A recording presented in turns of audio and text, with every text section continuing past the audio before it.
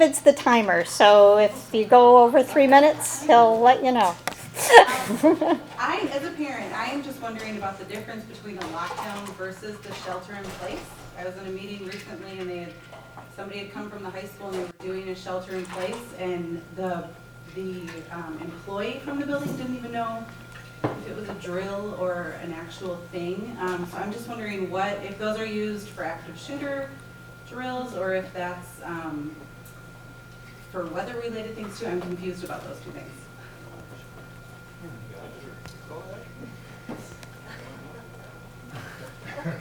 Well, your confusion is well-founded because when you read across the different definitions of them, it is confusing, and that's one of the things that we need to continue to work out just to kind of affirm what you're feeling.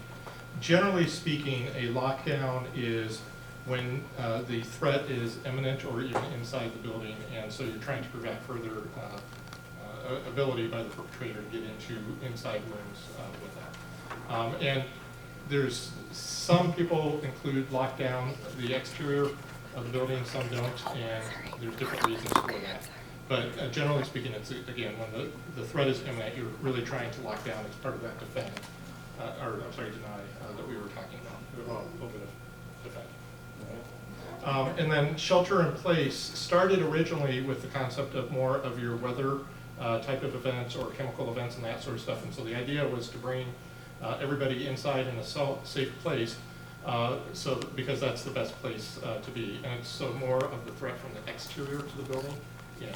Now the lines have gotten confused a little bit, and so sometimes when there are threats kind of happening in the area, there will be a call for a shelter in place. In other words, come inside, but continue your educational operations, and you're becoming a little bit more aware of what's going on, but you're not stopping what's going on. Whereas lockdown is, there's an imminent threat, take cover, and stop teaching, Okay. and start thinking in terms of ADD and what you're going to need to do there. Gotcha. Thank you.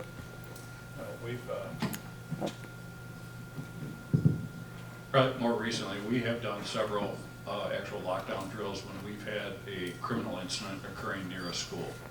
I'm sure in the media you've seen we've had these larceny break-ins of the cell phone stores that they take off. We've had several of them within a couple-week period where they bailed out of the car or crashed and took off running. So we immediately identified that there was a school in the area.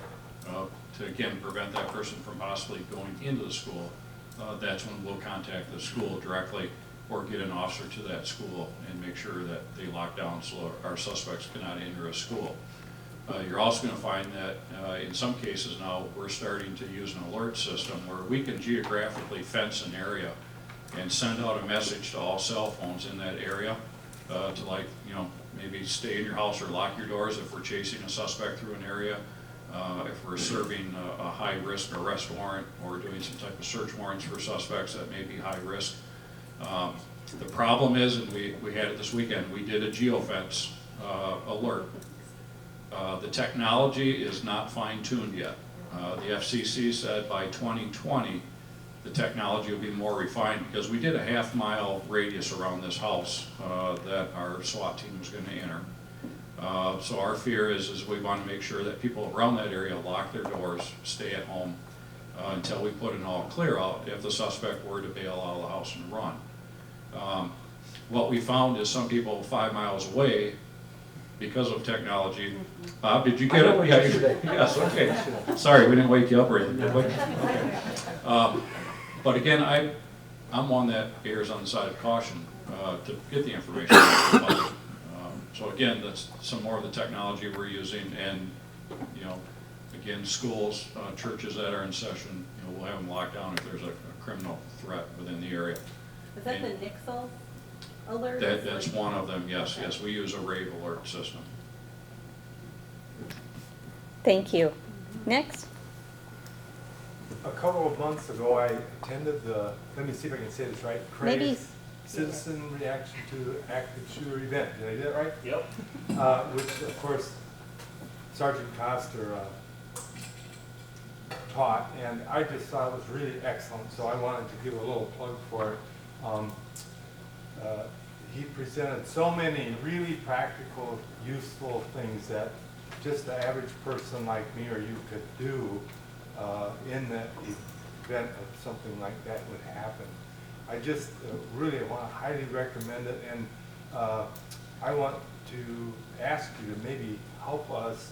The folks here and myself obviously aren't intimidated by coming to some sort of training event or learning like this, but it can be pretty, you know, it just raises anxiety for a lot of people to even think about it. So could you say a few words to us, what we can say to others to encourage them to learn more about this? And second question, I see one more training event a week from Monday. Are there going to be more this fall yet? Well, thank you. I appreciate your endorsement. Some things that you can do to encourage your neighbors is just ask them what's going on in the world right now. This is not a confrontational class. I don't pick on people too much. You know, I ask questions because I like interaction with people. You don't want to listen to me for 3 hours just standing up and droning on. I don't want to listen to me for 3 hours droning on. But just encourage them, hey, if you want to know whatever were to happen, and you don't have to say in an active attack event, you could tell them, you know, in a natural disaster, this applies across the board for many, many different things. So for that, I mean, that would be a way to encourage them to come to the class, and I'd love to have them.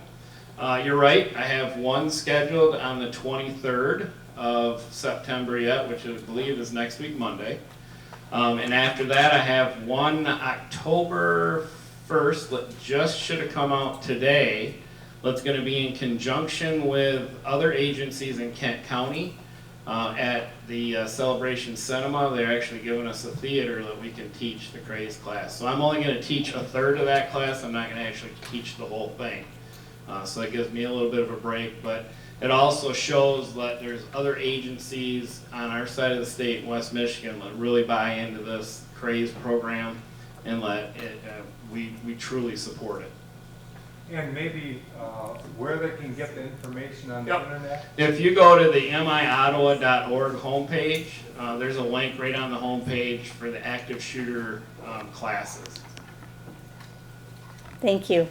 I appreciate that this meeting is about mass shootings, but does anyone on the panel know, in overall gun deaths in the United States, what percentage is due to suicide, what percentage is due to domestic violence, and what percentage is due to mass shootings? We have there, grab a mic. I don't have numbers for mass shootings. I don't know if anybody else does. It's not a large percentage. I think I had said earlier, it's usually 30 to 40,000 gun deaths in the United States. 2/3 of those are usually suicides. And then the rest would be homicides. And I don't have the exact numbers for domestic violence, but I would imagine it's probably a very large percentage of the homicides are domestic violence related. Oh, someone's bringing me some statistics. Mass shootings is only, so this is from Gun Violence Archive, so I don't know if that's a reputable source or not, but 300 in 2019 of the 40,000 were mass shootings. So it's, while it's a very scary event, it is not a large number of the gun deaths every year. Thank you. Thank you. I can Great add question. just to the domestic violence. We have seen in Ottawa County an increase in domestic violence. Last year, out of our 5 homicides in Ottawa County, 3 were off domestic violence and 2 involved children, of the other 2 of the 5. So we have seen an increase in violent domestic in Ottawa County and also firearm related in those domestics. Thank you. Hi. I was looking at this review sheet that we need to fill out, and it says, how do you feel about this event's impact on stigma?